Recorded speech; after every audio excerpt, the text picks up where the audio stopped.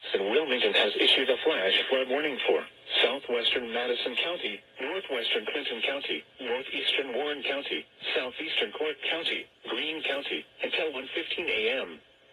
At 10:01 p.m., radar indicated thunderstorms producing heavy rain across the warned area. Flash flooding is ongoing or expected to begin shortly.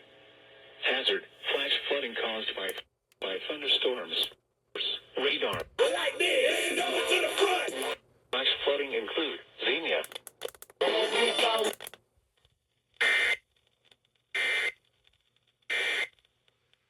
That has that hailcore on it. The most dangerous part of the thunderstorm, though, does look to be outside of the tornado warning area. Let's